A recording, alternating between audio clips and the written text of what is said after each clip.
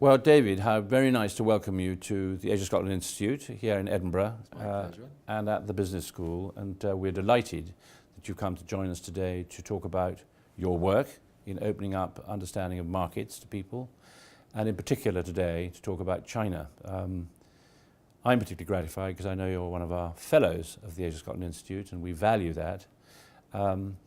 And I wondered if you could talk to me a little bit about what it is you'll be discussing and exploring later on today in front of the full auditorium.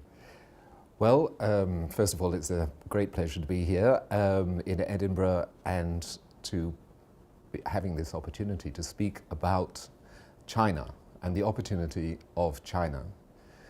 And today I'll be expressing that opportunity and at the same time talking about the challenges of the market and how big that market is, how complex in many ways, and perhaps the biggest thing of all is the fear that many companies have about the size of the market, but also about certain issues such as the barriers, language and culture, but also IP issues, corruption, legal issues, and simply the idea that you're going to plunge yourself into such a huge market. Yeah.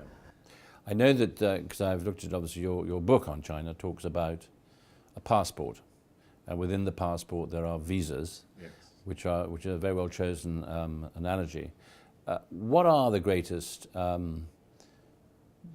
points that you like to get across to people looking at China as a place to do business? What are the key visas that they need to have? Well, the visas within the passport that I suggest are essentially three. Courage, empathy, and resilience. And that's what we're going to be talking about today.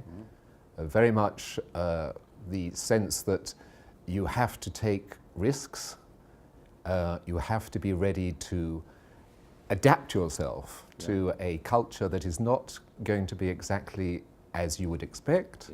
You have to be ready to make mistakes, and this links up the same time with empathy, being able to enter into another mindset, and also to resilience, because with resilience you're able to take on challenges and also be able to support mistakes, to take mistakes on board, brush yourself down, get on with the job and carry on. So it's very much all bound up with the same sort of commitment to the market, which is also something else I talk about today, is the patience for the long term. This is an introduction through your book, and I know people will have an opportunity to buy a copy of the book after, which is great, and we are working together to think of other places where you will take the book and talk about this and other themes. Down the road, of course, what's going to be important is workshops. Workshops to help people gain the practical knowledge in groups to actually go and do business in China. We'll talk about doing that, don't we, from later on this year. Would you like to give me a feel for what you envisage in terms of the rolling out of workshops around Scotland? Well, I think that this is a great opportunity for us to take these workshops, as you say, around Scotland to some of the other cities, Glasgow, Dundee, Aberdeen, and so on, and to give a sense of the entry necessities, if you like, the ways to overcome market fears, market barriers, not only for China, which is after all a vast and complex market, but also for the other Asian markets. In a sense, Asia is a kind of huge China, huger China, with many different local cultures, many more different complexities of market, and at the same time you can create a system, you can find a system to approach each of those markets that are related, and that is a kind of methodology, if you like, for proceeding with intelligence, with market intelligence, with competitive intelligence. That's what I'll be talking about today. Wonderful. And I know that early on in your career, because we talk about Scots, of course, in Asia, and the mission of the Asia Scotland Institute is to equip tomorrow's leaders with the knowledge and skills to re-engage as their forebears did in Asia.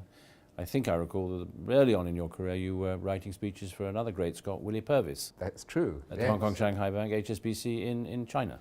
In Hong Kong. In Hong Kong, China. And it was a great pleasure to work with so many Scots indeed in Hong Kong and in other parts of Asia, and to realize how much the Scottish spirit and heritage of entrepreneurialism and sheer innovation and challenge and rising to different barriers and the cultural mindset that is necessary to adapt to all these different cultures. The Scots have gone in there and done it all by about 1870, and and carried on doing it during most of the 20th century and onwards. Excellent, good. Well, as I said when we started talking, it's a great pleasure that you're here. Thank you so much for coming up to Edinburgh, for being with us today, and I know that people are looking forward with considerable interest to hearing what you have to say and participating in your session now.